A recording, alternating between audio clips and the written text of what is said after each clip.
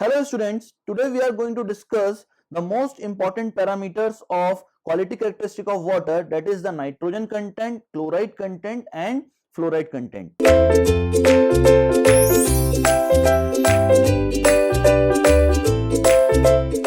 Starting with the nitrogen content. Now, how this nitrogen will be comes to our drinking water, or how this nitrogen will be present in our drinking water. Suppose that when the pollution is done in our drinking water by sewage means or by industrial means, then this nitrogen will comes into our drinking water. Now we need to determine the nitrogen content that will be present in our water, so that we will be able to understand whether that water was fit for drinking or not. Clear?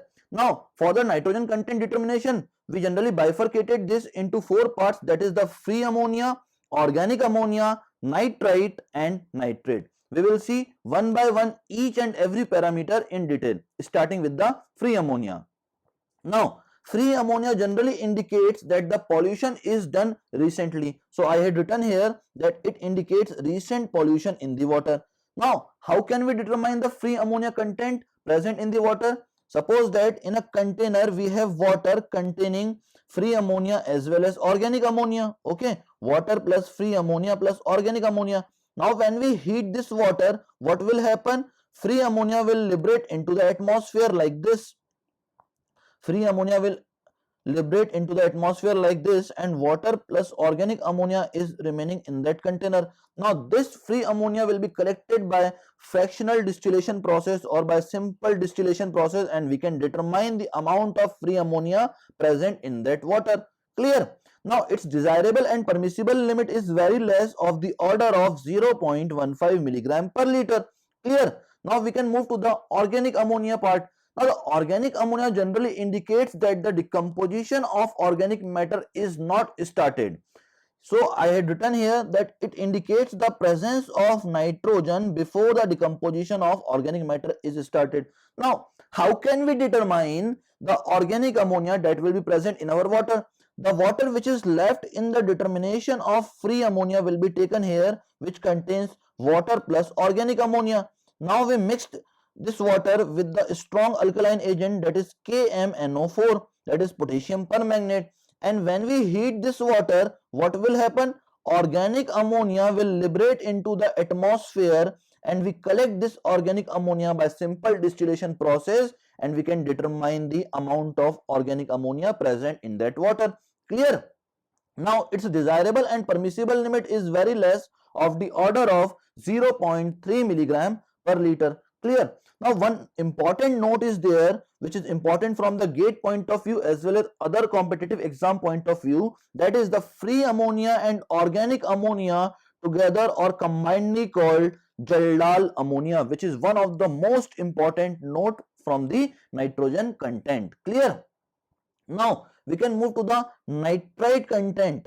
It is one of the most important part of nitrogen content because it indicates partially decomposed organic matter. That's why it is highly dangerous state to human body. Hence, it has no relaxation in the drinking water. That's why its desirable and permissible limit is also 0 milligram per liter. Now, how can we calculate the amount of nitrite that will be present in the water? It can be calculated by the color matching technique, and the color is produced by combination of sulfonic acid plus naphthamine. When sulfonic acid and naphthamine is added in the water, the color produced in that beaker is compared with the standard chart, and we can determine the amount of nitrite present in that water. Clear? Now moving to the next portion, that is the nitrate content. Now the presence of nitrate in water indicates that the complete decomposition of organic matter is completed. Okay, so it is the best state of water because all the organic matter is decomposed completely. Clear? Now excess of nitrate causes a disease called as methemoglobinea, which is generally an infant disease, and it is also known as blue baby disease. Clear? Now its desirable and permissible limit is generally of the higher side, that is 45 milligram per liter, and it can be determined with the help of color matching technique, and the color is formed by phenol disulfonic acid and potassium hydroxide. When phenol disulfonic acid and potassium hydroxide is mixed in water, the color of that water in the beaker will be compared with the standard chart and we can determine the nitrite content present in that water. Clear to all? Now that is all about the nitrogen content. We can move to the next portion, that is the fluoride content. Now, why we need fluoride in our water? Because if fluoride will be present within the desirable limit, then it will help to prevent the dental cavities. Now, what is the desirable limit of fluoride? Its desirable limit is 1 milligram per liter and permissible limit is 1.5 milligram per liter. Now, if the fluoride is present in larger amount, we need to remove that fluoride, for which we use generally defluoridation technique. Now, defluoridation is done by two types, either by the addition of calcium phosphate in that water or by using the Nalgonda technique. Now, what are the effects if the fluoride will be present in higher amount in our water? Now, if fluoride is present up to 1 milligram per liter, it helps to prevent the dental cavities. Clear?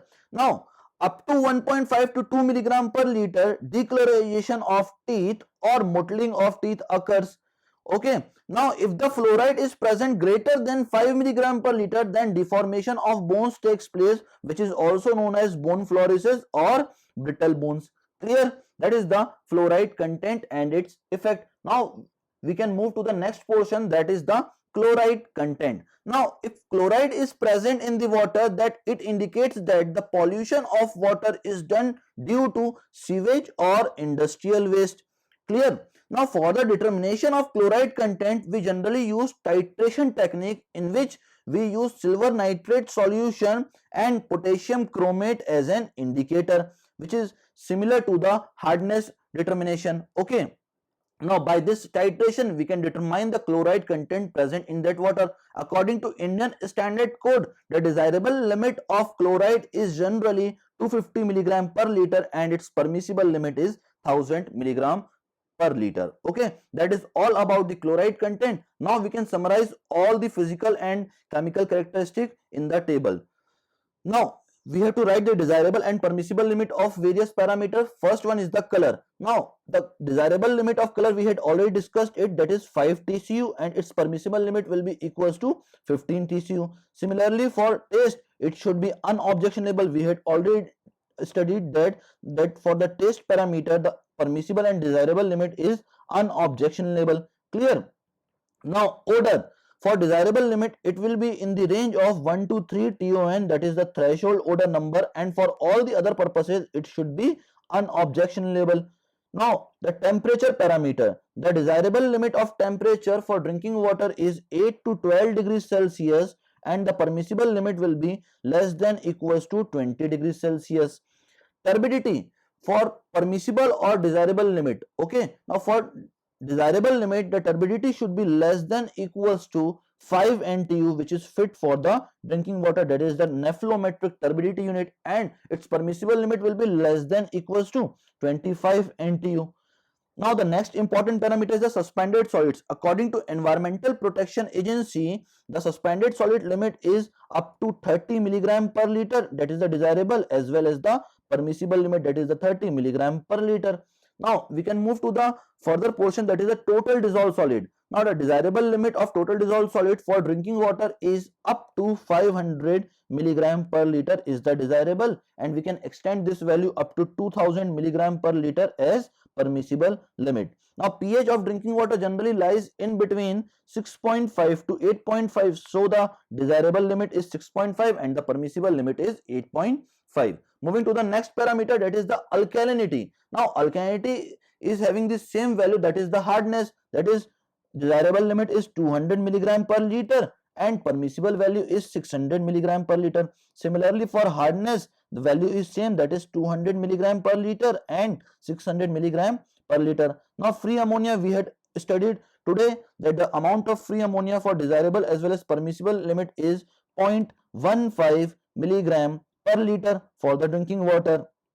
Now the organic ammonia will be present in 0.30 milligram per liter as desirable as well as 0.30 milligram per liter as permissible. Similarly, nitrite has no relaxation in the drinking water, so its desirable and permissible limit is 0 milligram per liter. Now the nitrate content, it has a desirable limit of 45 milligram per liter for drinking water. Similarly, for permissible limit, it has the value of 45 milligram per liter. Now fluoride content, the desirable limit is 1 milligram per liter and the permissible limit is 1.5 milligram per liter. Similarly, for chloride content, the desirable limit is 250 milligram per liter and the permissible limit is 1000 milligram per liter. That is the major portions or the major properties which we need to study. Now we can move to the some non-important or minor properties, which is known as sulfide. Its desirable limit is 0.05 milligram per liter and permissible, it has no relaxation. Now sulfate is the very important parameter here, because GATE had asked one question in the recent exams that the desirable limit of sulfate is 200 milligram per liter and its permissible limit is 400 milligram per liter. Now some non-important or minor properties are there, that is cyanide, lead, mercury, arsenic, argon, cadmium. Its desirable limit is very less, that is 0.05, 0.01, 0.001 milligram, 0.01, 0.01 milligram per liter and 0.003 milligram per liter. And almost all these values have permissible limit, that is no relaxation. Only arsenic has some permissible value, that is 0.05 milligram per liter. Rest other have no relaxation in the drinking water. Now two more properties are there, that is the chromium. It has the desirable limit of 0.05 milligram per liter and permissible no relaxation. Similarly, for chloroform, the desirable limit is 0.2 milligram per liter and the permissible has no relaxation. Okay, that is all about the chemical characteristic as well as the nitrogen, fluoride and chloride content. Thank you very much, students.